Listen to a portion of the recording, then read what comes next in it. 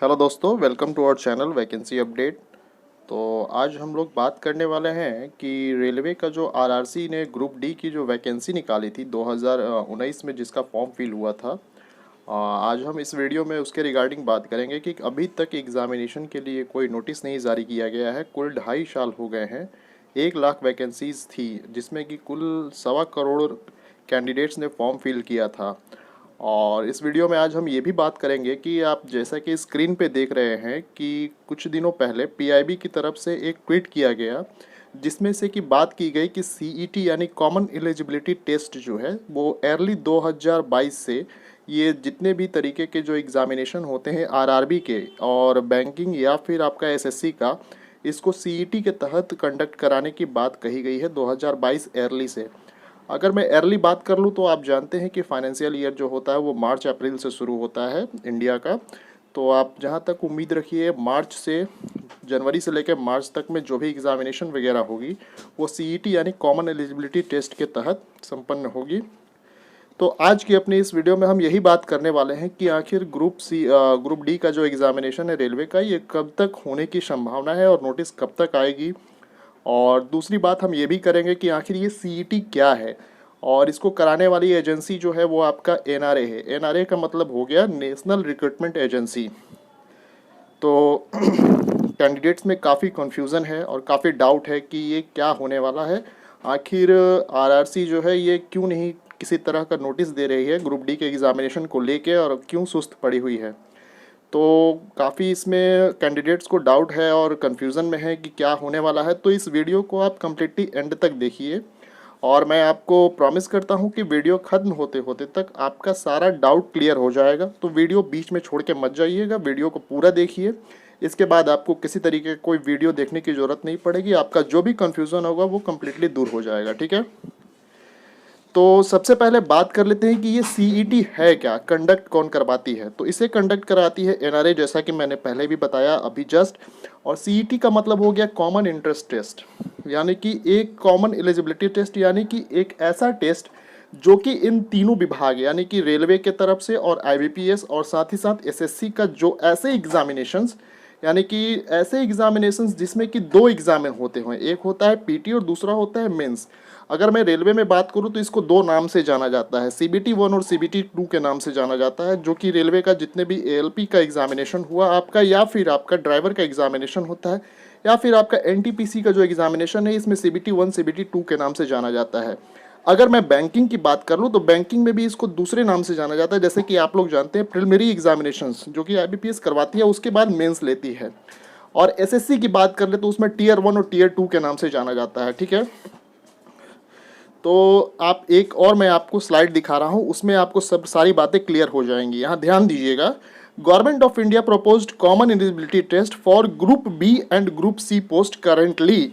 यानी कि एक चीज़ आप कंफर्म हो गए कि किसी भी तरीके का कोई भी ग्रुप डी, चाहे वो एसएससी का जीडी, आप जानते हैं जीडी का सिर्फ एक एग्जामिनेशन होता है, उसमें टीयर 2 नहीं होता है, या फिर आपका हो गया रेलवे का ग्रुप डी, रेलवे का ग्रुप डी की मैं बात कर रहा हूँ।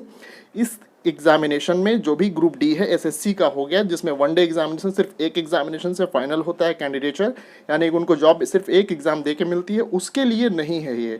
यहाँ पे साफ मेंशन किया गया है ग्रुप बी और ग्रुप सी के जितने एग्जामिनेशन है, जिसमें कि 2 एग्जामिनेशन होते हैं, उसमें ये आपका कॉमन एलिजिबिलिटी टेस्ट जो होगा वो लिया जाएगा।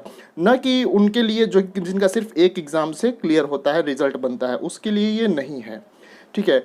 और थोड़ा सा मैं आपको बता दूं कि कॉमन एलिजिबिलिटी टेस्ट के लाने के पीछे आखिर क्या ध्येय है, क्या मंशा है सरकार की। तो एक्चुअली होता ऐसा है कि हम लोग अलग अलग विभाग का, यानी कि एसएससी का एग्ज़ाम देते हैं तो 2 बार देना पड़ता है, या फिर बैंकिंग का एग्ज़ाम हो गया वो भी 2 बार, एक बार पीटी एक बार मेंस देना होता है।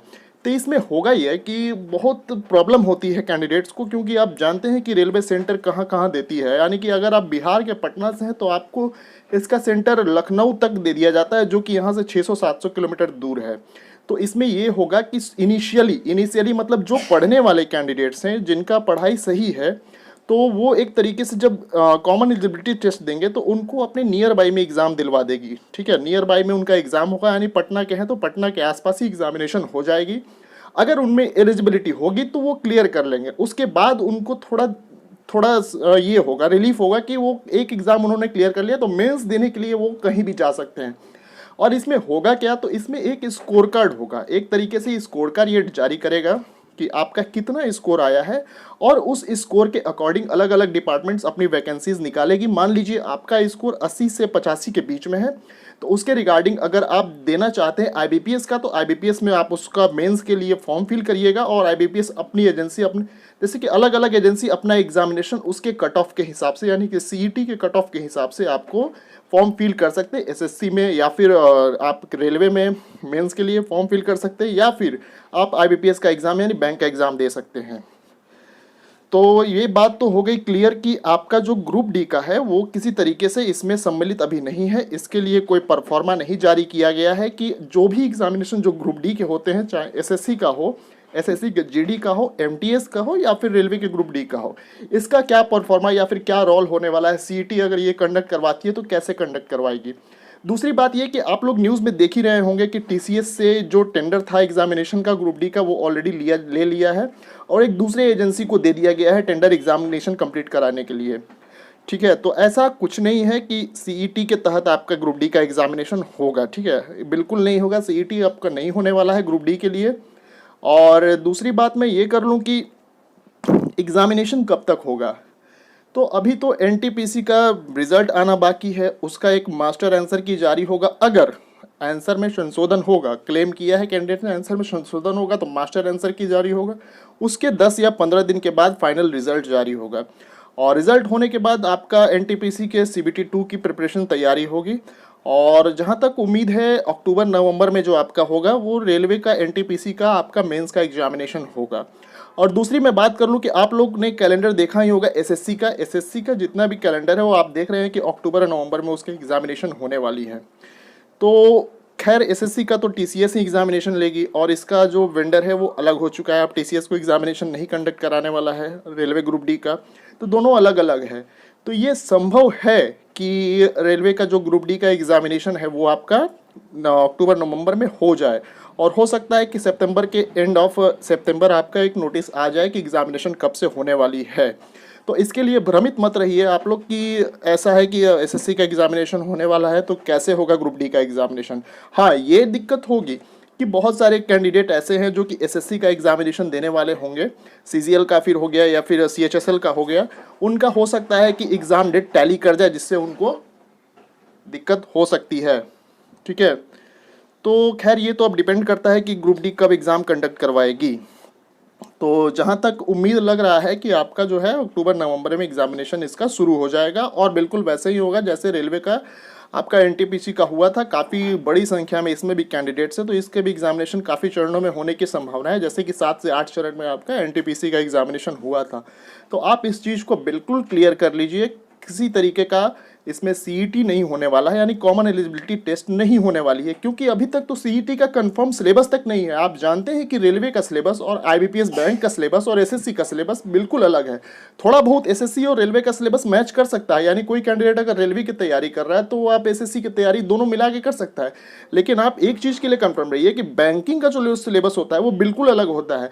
तो एक तरीके से अभी इनको फाइनल सिलेबस भी नहीं कंफर्म है, क्योंकि देखिए तीनों का मांग कुछ अलग है। उसमें देखते हैं बैंक में इंग्लिश होता है और उनका जो होता है रीजनिंग स्टैंडर्ड काफ़ी अच्छा होता है, जबकि आप एसएससी में देखते हैं कि मैथ का स्टैंडर्ड काफ़ी अच्छा होता है।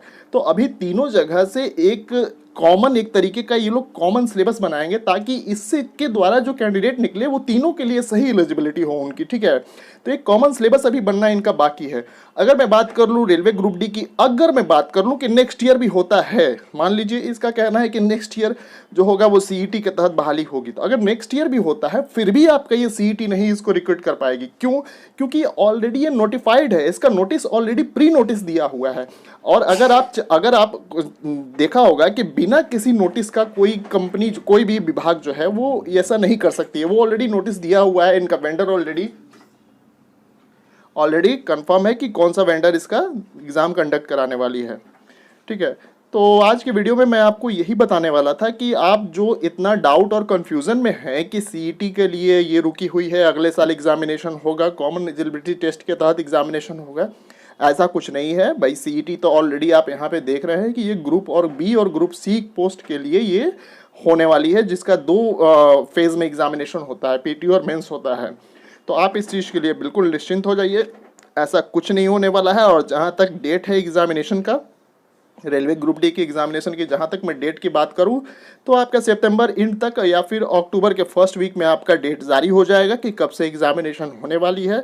इतना लंबा अब नहीं ले जाने वाला है, ठीक है। कोरोना ऑलरेडी खत्म हो चुका है। हाँ, इनको थोड़ी दिक्कत ये हो रही थी कि इनका वेंडर चेंज हो रहा था, साथ ही साथ इधर रेलवे का जो एनटीपीसी का एग्जामिनेशन कंडक्ट हुआ है, तो यही सब इशू के कारण इनको थोड़ी दिक्कत हो रही थी। अब जहाँ तक उम्मीद है, जैसा कि ट्विटर कैंपिंग में काफ़ी चलाया गया है इसके रिगार्डिंग कि कब तक ग्रुप डी का एग्जामिनेशन वगैरह है, और बहुत सारे कैंडिडेट्स ने तो रेलवे के अलग अलग जोन के ईमेल आईडी पे मेल तक किया है, और जिसमें कि उनको रिप्लाई बहुत ही बेकार ही आया है कि जो भी नोटिस है आप देखते रहिए, ठीक है, कोई दिक्कत नहीं है। उससे ज़्यादा रिप्लाई वो करेंगे भी नहीं, ऑफिशियल है तो ऑब्वियस बात है कि जो वही बात बोलेंगे जो उनके दायरे में होगा। उनको खुद नहीं पता होगा क्या चल रहा है नहीं चल रहा है अलग अलग जोन को, क्योंकि भाई आरआरसी तो एक तरीके के सारे जोन का एक चीज़ देख, सारे जोन पहले तो भाई आरआरसी सारे जोन का एक बार एग्जाम करने को, उसके बाद जो कट ऑफ होता है उसके रिगार्डिंग अलग अलग जोन में जाना होता है ना, तो उनको क्या पता होगा। वो तो अलग अलग जोन से जो उनका रिक्वायरमेंट है वो आरआरसी को देते हैं कि इतने यहाँ पे ग्रुप डी की वैकेंसीज खाली हैं, तो उनको कोई आइडिया होता नहीं है, ये आरआरसी ही कंफर्म करेगी। तो आज के वीडियो में आप इतना ही रखते हैं, मिलते हैं अपने अगले वीडियो में किसी नए अपडेट्स के साथ। तो थैंक यू वेरी मच।